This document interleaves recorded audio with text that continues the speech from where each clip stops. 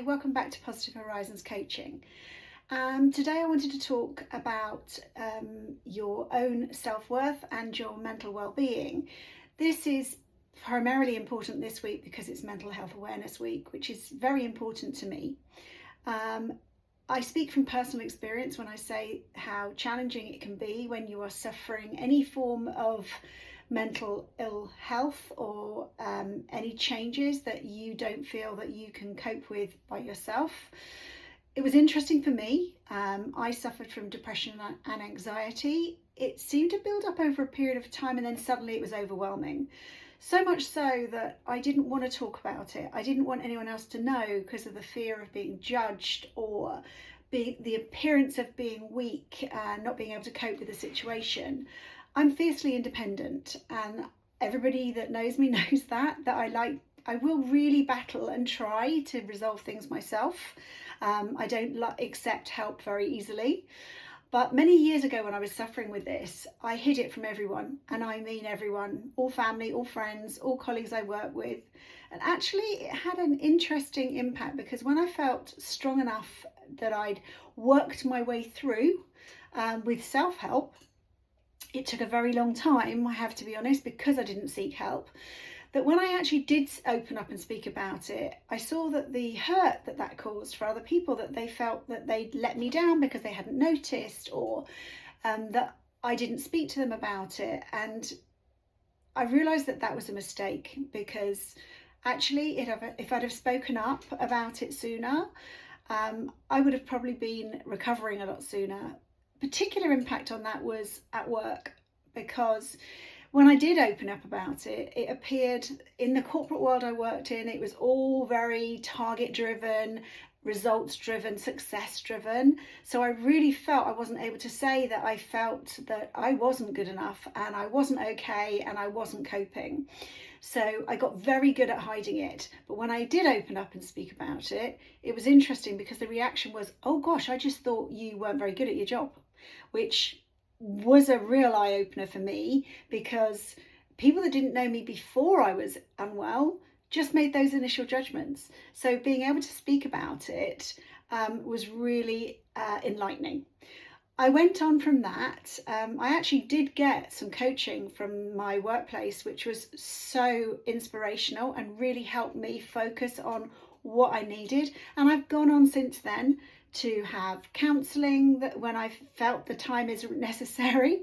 If I'm not coping on by myself, in the last few years, it's been really, really good for my own well-being. And I think it's important no matter what you do. Me, obviously, now being a life coach, you would think, oh, I've got it all together. But no, absolutely, I'm human. So that means sometimes I do need to reach out to other people when I'm having a bad day, or there's something that's worrying me, or my anxiety is building up. So I guess what I'm saying is, you are never alone if you open up and talk to people.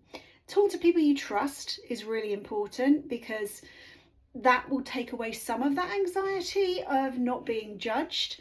But mental illness is something that we will all experience in your life. There will be something, because we all face challenges. So whether that is self-doubt or something that happens that changes your perspective on life, so that could be a change of job, redundancy, end of contracts, or in your personal life that could be divorce or death. Bereavement is a massive one for affecting your mental health. So it's important to talk. I'm hoping I'm going to encourage you to talk about how you feel. This week is a great week for that, having a conversation, starting a conversation. And I'd also encourage you that if you notice changes in other people that you work with, or that you are in your friends and family group, that you ask them if they're okay. And there is a theory that don't ask once, you ask twice. Because if you ask somebody twice, they know you mean it. You genuinely are interested in why they're not feeling okay. Because it's too easy for a throwaway comment of, you okay? And then you've moved on to the next subject. Whereas, no, are you really okay? And that will help. And let them talk. Listening is a skill that you learn, you're not born with.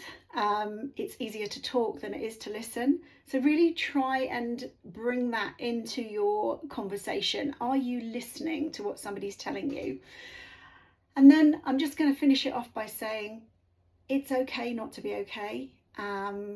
We are human and we do feel things, and the more we feel, the more we can empathise with other people, and the more we can add value to other people and support them. Primarily ourselves. The more value you give to yourself and your own well-being, the better it is for you in the long run. So now I'm sort of giving you those tips. It's certainly something I work on with when I'm coaching people. Coaching you to have self-worth is the biggest lesson you'll ever learn. Being accepting of yourself, all warts and all, as they say. So everything about you is something that somebody will understand if they genuinely want to. So that's your friends, your family, your workplace. If you find that you're just not able to communicate how you feel, that's where a coach can help as well, because they can help you find the vocabulary and the tools to be able to articulate how you feel. Don't forget, there are so many fantastic organisations out there to help you with mental health. You can get those through your medical practitioner, your GP, or there's also lots of societies and charities that work with mental health. So please make sure this is the week that you talk to people, whether you're in a good place or not. And I look forward to catching up with you on my next video. Take care, everybody.